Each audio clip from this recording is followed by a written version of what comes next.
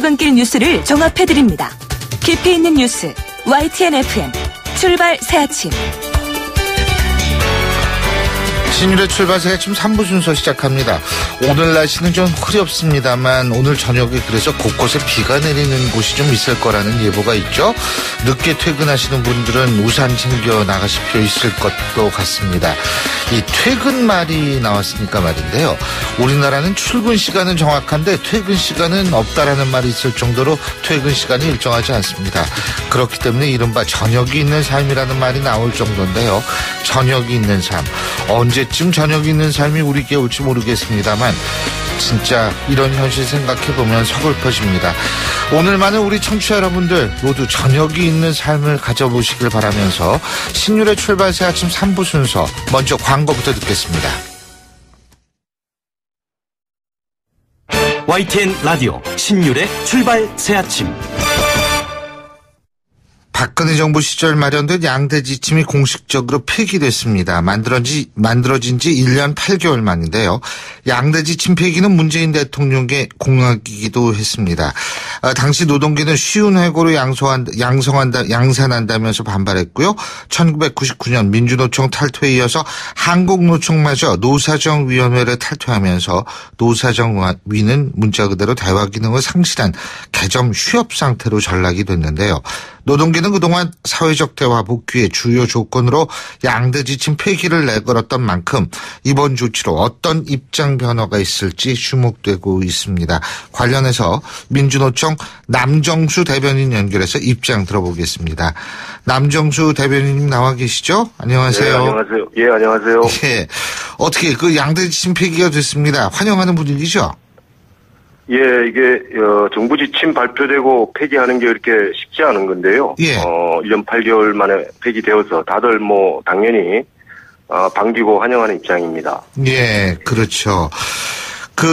지금 이 양대 지침이라는 것이 이게 저성과자에 대해서 교육을 하고 직무 재배치 후에도 성과가 안 나면 해고한다 이런 거였었죠?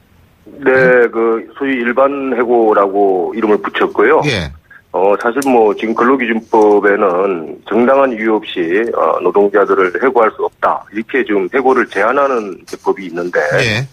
이 법과 관계없이 소위 이제 노동자들에게 평가를 하고 점수를 매겨서 예. 저성과자로 되면 일정한 비율에 의해서 근로기준법과 상관없이 해고할 수 있도록 하는 아주 해고를 쉽게 하는 지침이었죠. 그렇죠. 예. 그리고 이게 악용될 소지도 있다. 그때 그런 얘기 많이 나왔잖아요. 그죠? 이건 이러면 저성과자이긴 하지만 예. 이게 해를 거듭할수록 누구나 저성과자가 될 수 있고 그 평가를 하는 주체가 사용자이기 때문에 예. 매우 주관적으로 이것이 적용될 가능성이 매우 높고요. 예. 특히 노동조합이 있다 하면 노동조합 활동에 적극적인 이제 간부들이나 아하. 이런 분들이 대상으로 찍어서 한다 하더라도 도무지 대응할 수 없는 이런 악용될 가능성이 매우 높은 제도입니다. 예, 그렇죠. 자, 이제 양대 지침 이것 때문에 노사정위원회에서 탈퇴도 하고 사회적 대화가 중단이 됐었는데요. 그죠? 그럼 네네. 이게 폐기가 됐으면 이제 대화 복귀가 가능한 겁니까? 저희들은 말씀하신 대로 99년도에 이미 노사정위를 네. 탈퇴한 상태고 한국노총이 사실 지난 박근혜 정부가 노사정위 합의사항도 곧바로 뒤집으면서 탈퇴를 한 상황인데요. 예. 저희와 한국노총 입장 차이는 있을 수 있습니다만 민주노총은 양대 지침 폐기가 곧바로 노사정 복귀의 전제 조건이다 이런 입장을 발표한 적은 없고요. 예. 지금 저희들은 양대 지침 폐기 문제와 노사정위 복귀 문제는 전혀 다른 차원의 문제다 저희들이 이렇게 보고 있습니다.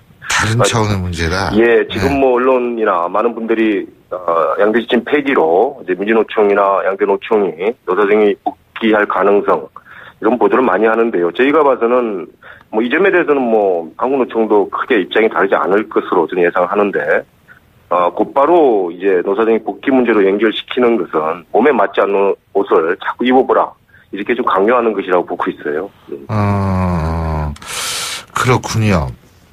근데 네네. 일단은 사실은 얘기는 좀 할 필요 있는 거 아니에요? 네, 일단은 저희들은 노사정의 복귀 문제나 복귀 시점 문제로 이렇게 곧바로 이제 이야기하는 것은 적절치 않다 이렇게 보고 있고요. 예. 노사정위원회에 대한 사실 이 평가가 필요하고 성찰이 필요하다라고 저희는 보고 있습니다. 그러니까 이제 지난 정부까지 노사정위원회가 자기 역할을 제대로 못 해왔거든요. 예.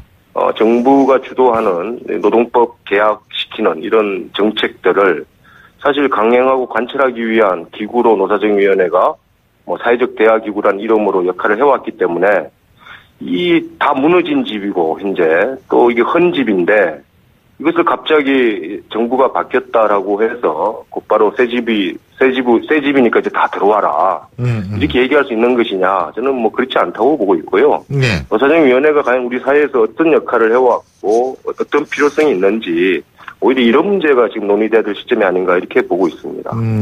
그러면은 노사정위가 어떤 필요성이 있는지라는 표현을 쓰셨는데요. 네네. 그렇다면은 노사정위 말고 다른 기구 생각해 보신 뭐 그런 거 있으세요? 이게 뭐 저희 대한민국뿐만 아니라 뭐 국제적으로 좀 봐야 되는 상황인데요. 예. 많은 차이가 있지만 사회적 대화기구가 있는 나라도 있고 예. 또 뭐 그렇지 않는 나라도 있습니다만 예. 핵심적인 것은 이런 사회적 대화기구 이전에 예. 노동계와 정부 간에 이런 교섭구조나 협의구조가 일단 마련되어 있어야 된다라고 보고 있고요. 예. 또 두 번째로는 노동조합과 사용자들 간에 소위 산업별 교섭, 산별 교섭과 같은 이러한 노동조합의 역할을 존중하고 인정하는 제도가 마련되어 있는 게 일반적인 이제 유럽 좀 선진 국가들의 일반적인 형태거든요. 네. 근데 이런 것이 전혀 우리 현재 대한민국에서는 보장되어 있거나 운영되고 있지 않습니다. 예. 그래서 이 사회적 대화기구라고 하는 것이 정부가 많이 강조하고 이야기하고 있습니다만 그것을 실제로 운영할 수 있는 기반이나 여건들이 형성되어 있지 않기 때문에 아마 제가 봐서는 자기 역할을 제대로 하고 있지 못하다. 이렇게 저희도 보고 있습니다. 예.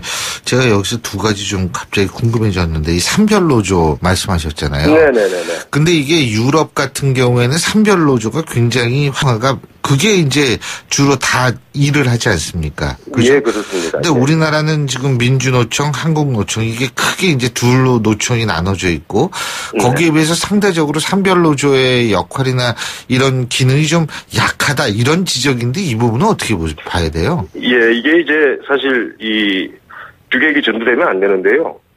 그동안 우리나라 노동법 체계가 기업별 노조를 중심으로 해서 예. 운영될 수 있도록 강제해왔던 측면이 있었고요. 예. 지금은 이제 법이 산별 노조를 가능하도록 되어 있지만 예. 또 실제 민주노총도 다 16개 산별 조직으로 구성되어 있긴 합니다. 예. 그런데 이 산업별 교섭이 법으로 또 제도적으로 보장되어 있지 않아요. 그래서 사용자 단체들이 저희가 교섭 요구를 해도 응하지를 않습니다. 그러니까 결국은 유럽 같은 나라가 그나마 잘 운영되고 있는 것은 이게 법이나 제도로 산업별 교섭 제도가 가능하도록 돼 있고 반드시 응하도록 돼 있기 때문에 예. 산별 교섭을 통해서 노동자들이 자기 조합원뿐만 아니라 노동조합이 없는 노동자들의 권리 문제나 예를 들어서 생존권 문제나 이런 것을 다룰 수 있는데 우리나라는 그것이 전혀 지금 이 법 제도가 정비가 안 되어 있다라는 거죠. 그렇군요. 네네 그렇습니다. 그리고 또 한 가지는 뭐냐면 지금 이제 우리가 이 노사정위 뭐 이게 문제가 좀 있다 이런 말씀이신데 그럼에도 불구하고 지금 시급한 노동계의 문제가 많지 않습니까? 네, 예를 들면 예. 비정규직의 정규직 전환 문제라든지 이 임금 체제 개편 문제라든지 최저임금 문제라든지 청년 실업 문제라든지 이런 거는 이거 빨리 해결해야 되는 거 아닌가요? 어떻게 보십니까? 예, 뭐 그런 저희가 봐서는 거의 사회적 대화가 형태가 되었던 어떤 방식이든 네. 지금 말씀하신 지금 우리 사회에 아마 많은 분들이 공통적으로 생각하는 의제들인데요. 예. 뭐 구체적으로 이해 당사자들이 많이 모여서 충분한 협의가 논의가 필요하다고 하는 데는 동의를 하고요. 예. 사실 저희가 문재인 정부 출범 이후에도 지난 정부까지 해서 끊겨왔고 제대로 가동되지 않았던 노동계와 정부 간의 교섭이나 협의 구조 예. 그걸 요구해왔고 아직 제대로 상견례조차 하지 못하고 있는데요. 예. 저희가 노정 간에 만나서 제일 우선적으로 올릴 의제 중에 하나가 바로 말씀하신 대로 비정규직 정규직 문제라든지 청년 비정규직 노동자들에게 좋은 일자리를 제공하는 문제에 대해서 예. 민주노총도 적극적으로 함께 대화하고 협의할 하겠다. 그런 의제를 가지고 논의하자. 이런 제안을 좀 해놓은 상태입니다. 그래서 이것이 이제 반드시 어떤 뭐 노사정위원회와 같은 이런 구조로만 가야 되는 것이냐, 아니면 노정 간 교섭 또는 노사 간 교섭을 통해서 풀어질 수 있는 것이냐 하는 점에 대해서는 의견은 다를 수 있는데, 예. 저희는 노정 교섭이나 노사 간 교섭을 통해서 예. 우선적으로 또 집중적으로 다룰 수 있는 의제다, 이렇게 보고 있습니다. 그렇군요. 근데 아마 문재인 대통령이나 문재인 정부는 이 노사정위원회의 기능을 어떻게든 좀 살리고 싶다, 이런 생각을 갖고 있는 것 같아요. 예를 들면은 지금 노사정위원회 위원장이 문성현 전 민주노총 위원장이시죠, 그죠? 이거는 그만큼 또 좀 민주노총이라든지. 저는 민주노총 위원장은 아니시고요. 금속산업연맹 위원장. 그래. 금속산업연맹 위원장이신가요? 네.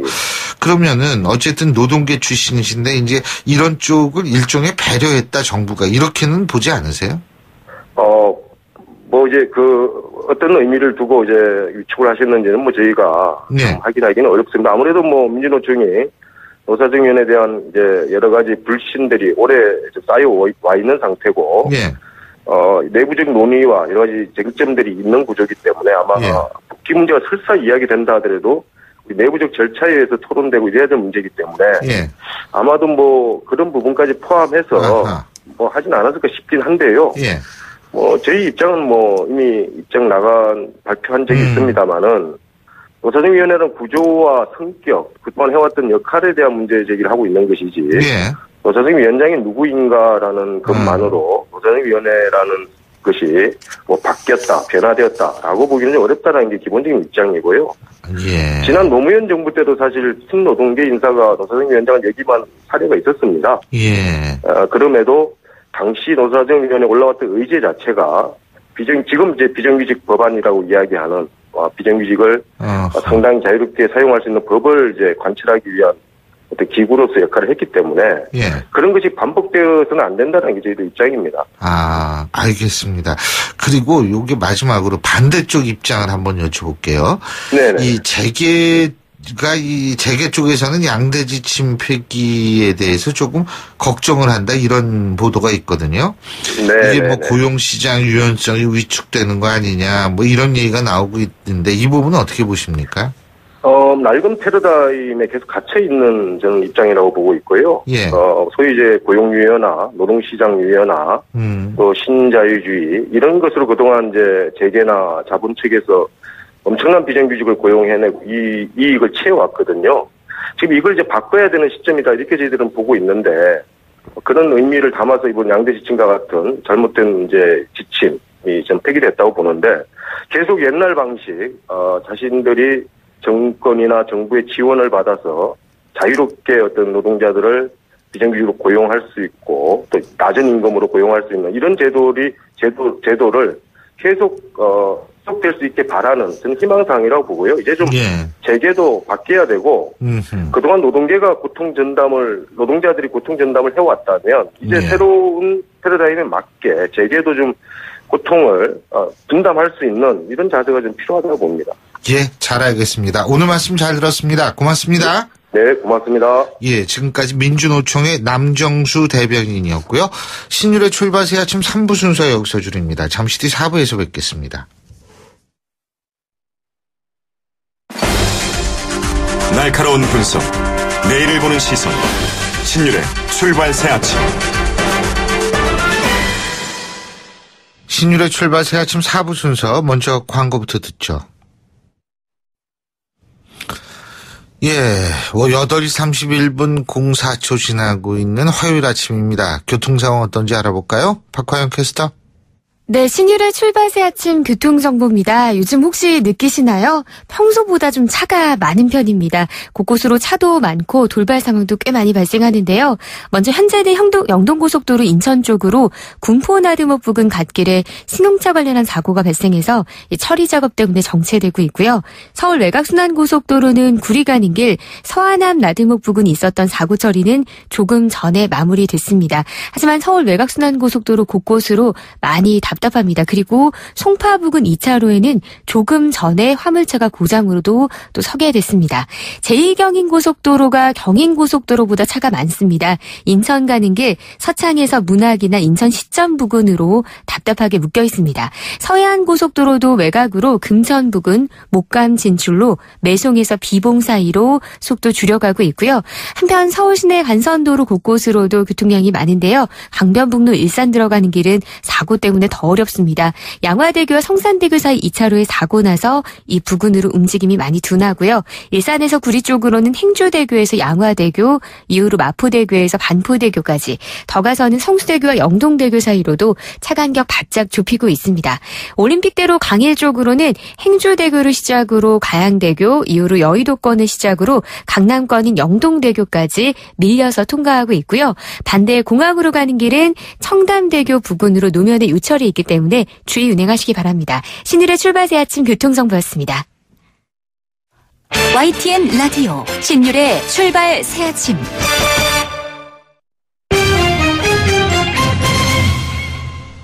경제 뉴스 알아보겠습니다. 한국경제신문의 정인설 기자 전화 연결도 있습니다. 안녕하십니까? 안녕하세요. 예. 자, 정부가 좀 전에 저희가 이제 얘기를 했던 이 양대 지침을 공식 폐기했죠. 그렇죠? 짧게 설명을 드리면 앞서 다 들으셨겠지만 작년 1월에 박근혜 정부 때 도입을 했었죠. 양대 지침이라는 걸 했는데 저성과자 해고 절차담 일반 해고 임금 패키지 도입을 위한 취업 규칙 변경이 있었는데 요 양대 지침은 사실 말 그대로 지침이기 때문에 법이 아닙니다. 법적 구속력은 없고 가이드라인이었는데 그 노동자들에게 상당한 심리적 구속력을 갖게 된다라고 하면서 이제 문재인 정부가 적폐청산 중 하나로서 인식이 되면서 어제 고용노동부 장관이 공식 폐기를 선언을 한 거죠. 그 양대 지침 간단하게 다시 한 번만 정리해 볼까요? 이미 이름에서 모든 게 결정이 되는 것 같은데요. 그동안 노동계 측에서는 일반 해고를 쉬운 해고다라고 얘기를 했고 경영계 측에서는 공정인사다라고 얘기를 했습니다. 둘 다 부정적이고 긍정적인 뉘앙스 각각 달리 했는데 일반적인 얘기는 일반 해고, 통상 해고라고 하고요. 일반 해고 같은 경우에는 그동안 이제 저성과자나 근무 태도가 불량한 직원들의 고용 상태를 중단시킬 수 있는 것으로 봤는데 사용자 측에서는 인건비 부담 줄일 수 있다. 노동자 측에서는 늘 이런 고용 불안에 시달린다. 이렇게 계속해서 비판을 해왔었던 대목이었습니다. 그렇군요. 자, 어쨌든 이게 이제 폐지가 됐으니까 고용이 쉬운 고용이라는 얘기는 더 이상 안 들었으면 좋겠고 내년부터 고혈압이나 당뇨가 있어도 실손의료보험을 쉽게 가입할 수 있게 된다 그러네요. 그렇습니다. 실손보험은 아시는 것처럼 3,300만 제2의 의료보험 이런 얘기까지 들고 있는데요. 그동안 이제 실손보험이 되게 가입하기 어려웠던 분들이 있습니다. 유병력자, 그동안 아팠던 분들인데 실손보험 가입 전에 5년간 치료 이력을 심사를 하고 실손보험을 가입시켜줄지 안 시켜줄지를 심사를 하거든요. 그래서 대부분 그 노령층들의 가입이 상당히 어려웠었는데 특히 고혈압이나 당뇨 같은 만성질환이 있으면 대부분 가입이 거절이 됩니다. 그래서 오히려 실손보험을 꼭 들어야 되는 사람들이 의료 보장을 못 받았다 이런 비판이 있었는데 이제 내년부터는 5년이 아니라 최근 2년 이내에 치료 이력이 없으면 가입하는 형태의 새로운 이제 실손보험이 등장을 하고요.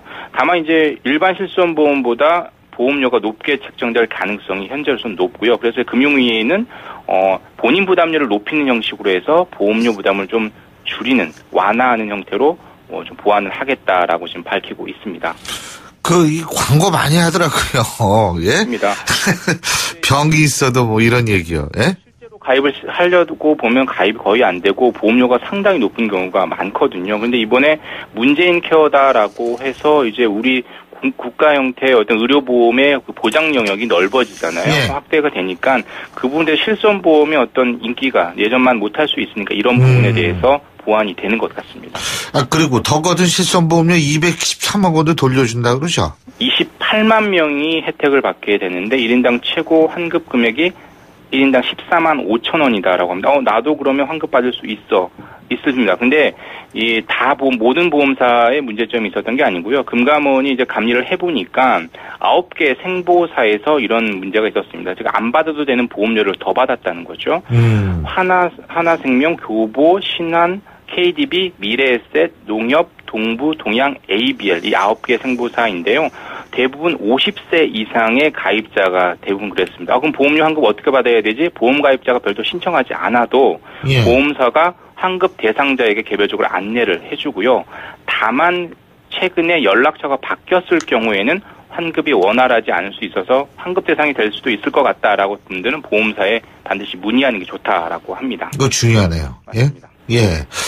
자, 북한이 한국은행을 상대로 수차례 해킹을 시도했다는 사실이 드러난 모양이에요. 오늘 예? 아침 조간신문에 보면 북한이 뭐 잠수함 관련해서 군 자료를 해킹했다 이런 얘기도 있었는데 오늘 아침 한국은행 상대로 수차례 해킹을 시도했다는 것도 왜 했지?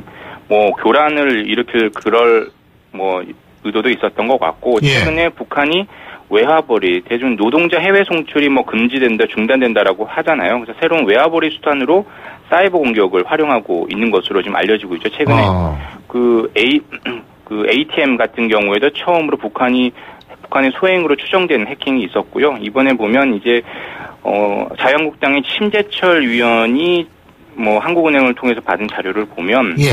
올해 8월까지 한국은행을 노린 사이버 공격 개수가 모두 399건이었고요. 이 중에 82%가 해외에서 이뤄졌고 정부는 이 부분의 상당수가 북한이 사이버 공격을 시도한 것으로 현재 파악을 하고 있습니다. 그래서 앞으로 이런저런 뭐 국가 기관에 대한 어떤 해킹이 앞으로 계속될 것으로 전망이 되고 있습니다. 그럼 뭐 의도가 뭔지 모르겠네요.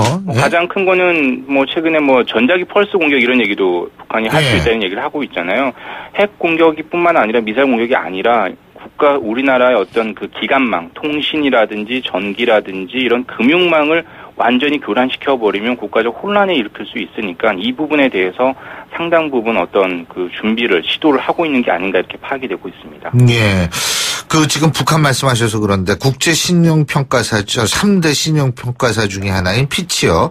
북한 리스크를 평가하기 위해서 우리나라 온다 그러네요. 연례적으로 3대 신평사는 그 한국을 방문합니다. 뭐 피치뿐만 아니라 뭐 S&P, 무디스 다 뭐 방문을 해서 현장 평가를 하는 게 원칙인데요. 이번엔 다른 게 두 가지입니다. 일단 항상 뭐 금융위원회 하는 뭐 기재부, 그러니까 경제 관련 부처는 항상 찾아가야 됩니다. 근데 이번에는 통일부를 가겠다는 거예요.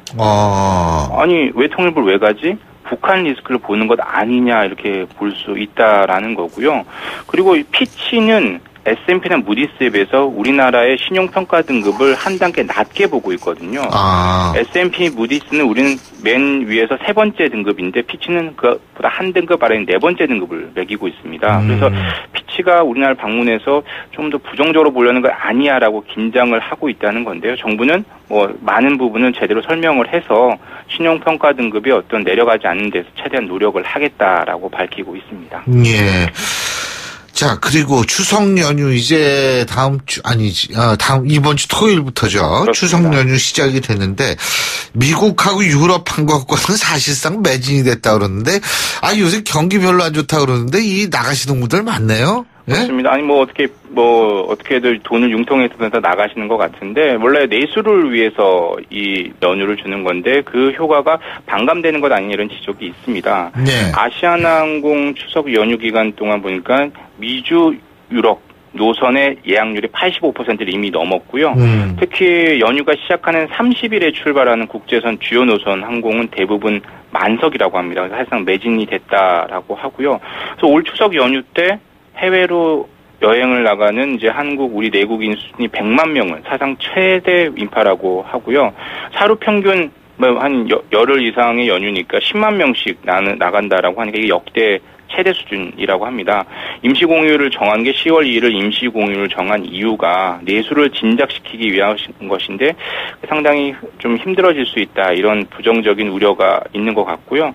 뭐 하나 투어 같은 경우에 보면 해외 여행자 수가 작년 추석 연휴 때에 비해서 40% 이상 늘었다고 합니다. 그래서 전체 예약자가 9월 30일부터 10월 4일 사이에 출발을 하고요. 추석 당일에는 한 13%, 이후 9일까지 27% 정도가 해외로 떠난다라고 집계가 되고 있습니다. 그렇군요. 이 추석 연휴 때는 이 항공권도 비싸거든요, 좀. 지금 뭐 네? 거의 2배 가까이 간다고 해도 다들 못 잡아서 예약을 못해서 난리라고 한다라고 하죠. 근데 우리나라에도 좋은 데 많은데. 네. 어디 추천해 주실 만한 데 있으신가요? 저요?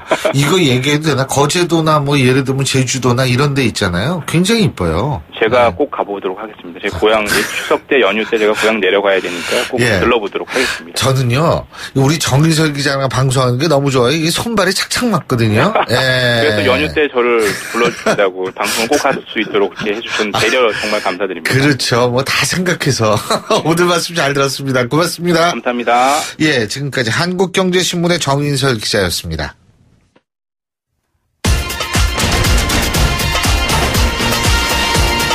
여러분이 지금 듣고 계신 주파수는 FM 94.5MHz입니다. YTN 뉴스 FM.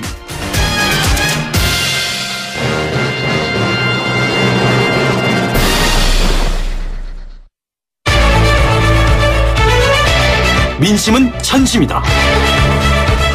생생한 여론을 통해 우리 사회를 진단합니다. 이것이 여론이다.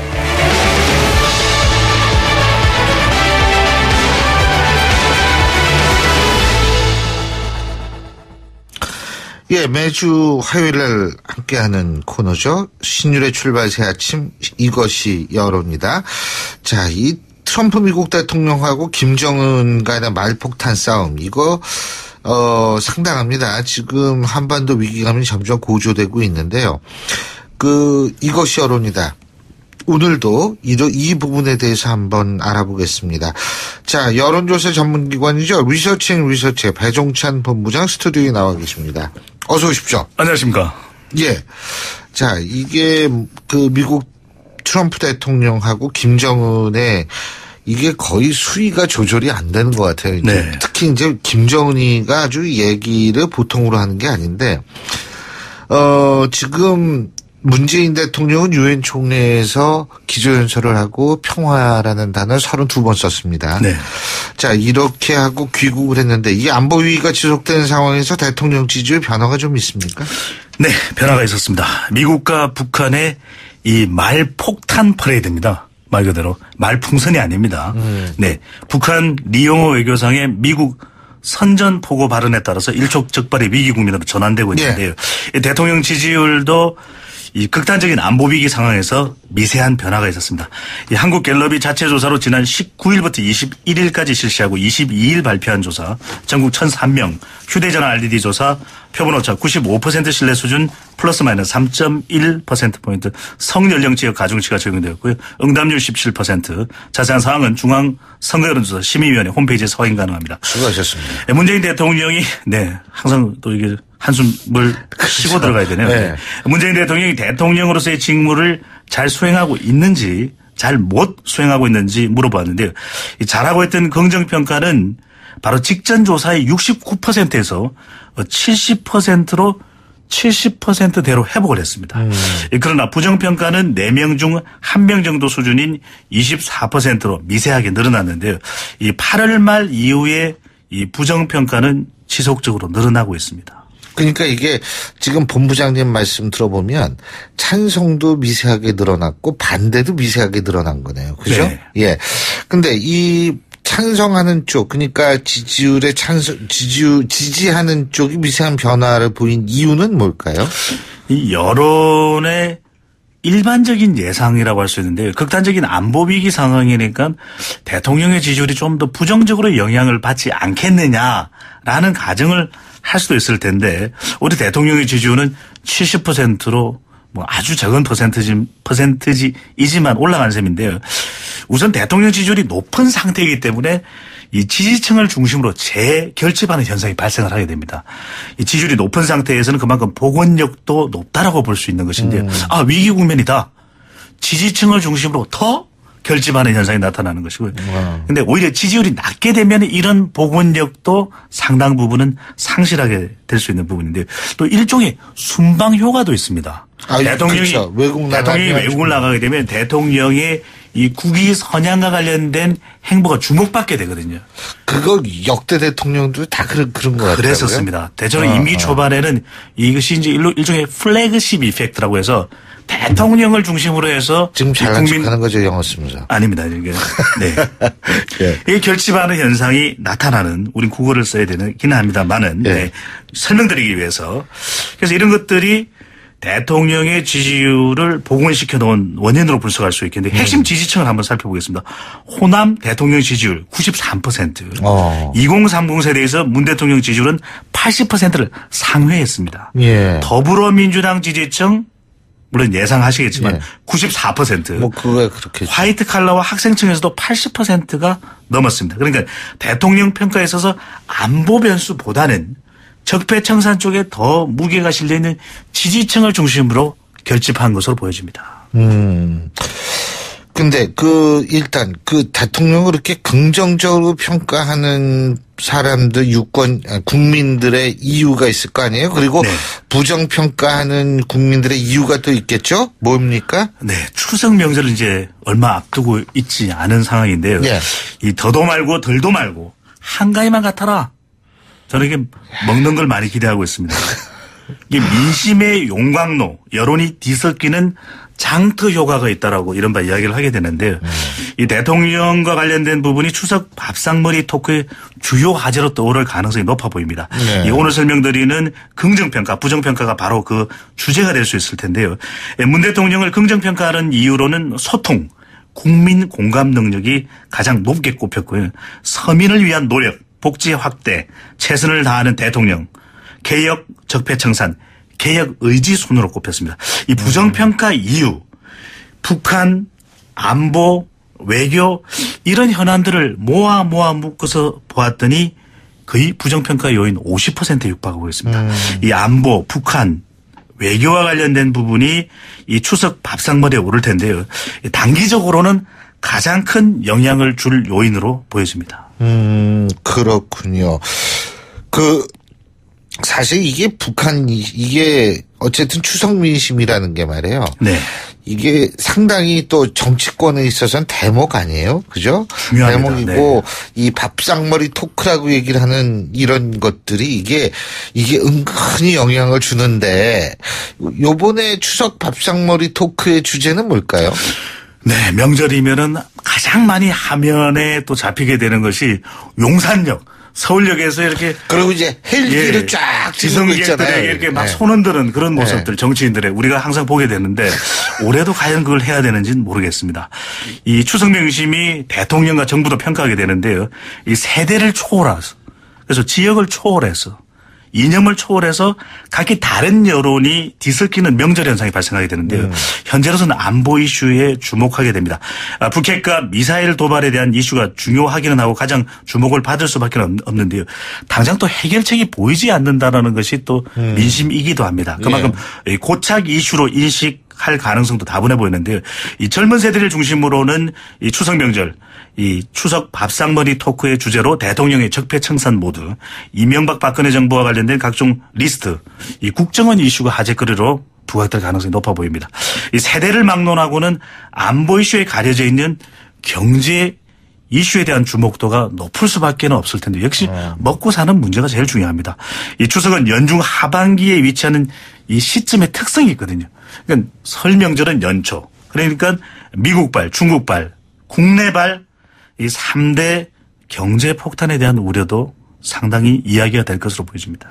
그러니까 뭐 다 나왔네요. 경제, 국내 정치, 그리고 북한. 그죠? 네. 근데 거기서 한 가지 제가 궁금한 게 지방선거가 내년 6월이잖아요. 네. 물론 좀 한참 남았어요. 설 명절도 지금 한번 지나야 되지만, 예? 근데 사실 이번 추석 연휴 이때부터 지방선거 출마자들 이거 좀 몸 좀 푸는 거 아니에요? 그렇습니다. 몸을 푸는 워밍업. 예. 전초전이 된다라고 이야기를 하게 되는데 바로 내년 지방선거가 뭐 채 9개월여 정도만 남아있는 시점이기도 한데 그런 만큼 어느 정당의 소속 후보로 내가 출마하는 것이 가장 나을지. 네. 이 정당은 말 그대로 후보자들의 기초 체력이 될 수밖에 없는 것이 정당 지지율인데요. 어느 정당을 지지하는지 물어보았습니다. 더불어민주당이 47%로 이 단독 질주하는 모습을 보이고 있습니다. 자유한국당은 11%로 10%대 초반대의 지지율에 이 오랫동안 머무르는 이 장기 정체 현상이 나타나고 있고요. 이 당대표 사퇴 파장을 겪었던 바른정당, 정의당은 각각 6%인데 최근 국회 표결 과정에서 가장 빛나는 존재감을 보였던 것이 국민의당 아니겠습니까? 그런데 이 정치권의 존재감과는 달리 지지율은 5%. 아직 하위 수준을 못 벗어나고 있습니다. 근데 더불어민주당이 이렇게 그 단독 질주를 거의 단독 질주 아니에요. 네. 예? 저 자유한국당은 한 몇 퍼센트라고 그러셨죠? 그 정도죠. 10% 초반대. 11%. 네.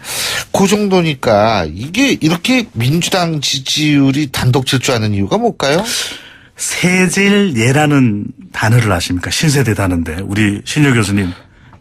몰라요. 괜히 여쭤봤네요. 세상에서 제일 예쁘다. 자꾸 사람을 그 나이를 자각하게 만드는 거 그거 좋은 거 아닙니다. 그러니까 한국경제의 정 기자님만 너무 총애하시는 것 같아요. 죄송합니다. 정치적 보복은 아닙니다. 네. 더불어민주당은 제일 납니다. 내가 제일 잘 나가. 이 라이벌이 없다라는 겁니다. 이 당이 대선 과정을 거치면서 자체 경쟁력도 상당히 높아졌고요. 예. 또 자생적 이유 외에도 국정농단 사태, 탄핵 국면에 반사 이익을 가장 많이 거머쥔 이 탄핵 지속 효과가 또 더불어민주당의 높은 지지율로 연결되고 있고요. 보수 세력이 분열되면서 마땅한 견제 세력이 존재하지 않는 노 라이벌 현상까지도 더불어민주당의 단독 질투 배경으로 꼽을 수 있겠습니다. 근데 아까도 말씀하셨지만 국민의당 그 존재감은 과시했는데 지지율은 안 오르고 그러면 이거 지지율 좀 올리려면 어떻게 해야 돼요? 네, 지역 기반인 호남에서 이번 조사 결과 지지율이 10%였거든요. 연령 기반이 될 수 있는 40대는 5%, 이념 기반인 중도층에서도 5%에 불과했습니다. 이 당의 지지율 핵심 지표가 호남 40대 중도층이라면 여기서 30%에 육박하는 지지율을 끌어올려야 되는 것이거든요. 그런 만큼 지난 어두운 그림자가 있었습니다. 리베이트, 제보 조작, 이 어두운 터널을 지나서 국정감사에서 정책 정당의 모습을 오롯이 보여줘야 되고요. 혁신 인재를 얼마만큼 영입하느냐가 주목도를 높일 수 있는 최대 관건이 될 걸로 보여집니다. 그러고요. 우리나라에서 보수층이 예전엔 한 40% 정도 잡혔잖아요. 네. 그리고 진짜 아주 그 핵심 보수 지지층이 한 22에서 25 정도 생각을 했는데 자유한국당 지금 보수도 제대로 보수의 지지도 못 받고 있거든요. 그러면 이거 이유가 뭐예요? 네, 북한과 미국과 북한 사이만 이 말폭탄 전쟁이 있는 것이 아니라 지금 자유한국당과 민주당 사이에도 그렇죠. 말폭탄이 있지 않습니까? 그런 만큼 보수가 이 정도면 결집할 텐데라고 볼 수 있을 텐데 문제는 지역에 있었습니다. 이 대구 경북 지역은 25% 자유한국당 지지율로 민주당과 어느 정도 대등한 수준까지 끌어올렸는데 문제는 바로 PK 지역이었습니다. 부산, 울산, 경남에서 이 자유한국당 지지율이 11%로 바른정당과도 별로 차이가 없었고요. 민주당과는 30%포인트 이상 차이가 발생했습니다. 이 2014년 지방선거에서 이 상당 후보들이 새누리당 타이틀을 가지고서 당선됐거든요. 근데 이번 다가오는 지방선거에서 과연 자유한국당의 지금 경쟁률로 어떻게 될 것인가. 그런 만큼 가장 중요한 것은 안보 대안정당으로서의 효과도 아직 제한적이다. 그렇다면은 앞으로 이 단순한 친박 청산 수준을 넘어서 사람, 정책, 정체성 등 전반의 자유한국당의 대혁신이 이번 추석 명절 기간 동안만이라도 보여주는 것이 필요해 보입니다. 그거 어떻게 보여줘요? 잘 보여줘야죠. 잘 보여줘야 된다. 이거 진짜 좀 이게 이 보수의 핵심 지지층도 지금 결집이 안 돼 있다. 그 지지를 못 받고 있다. 이 부분에 대해서 아마 자유한국당 좀 많은 생각을 해야 될 것 같습니다. 예, 오늘 말씀 여기까지 듣겠습니다. 고맙습니다. 감사합니다. 예, 지금까지 리서치의 배종찬 본부장이었고요. 자, 화요일에 보내드린 신율의 출발 새 아침. 오늘 순서는 여기서 모두 줄이겠습니다. 저녁 때 밤에 비 온다고 하죠. 제가 아까도 말씀드렸는데요. 여러분, 어쨌든 오늘 비 내리면 내일부터 가을이 좀 더 익어갈 거라고 얘기를 합니다. 자, 이런 날씨 여러분 마음껏 즐기시기 바라겠고요. 전 내일 아침 7시 15분에 다시 오죠. 신유리였습니다. 고맙습니다.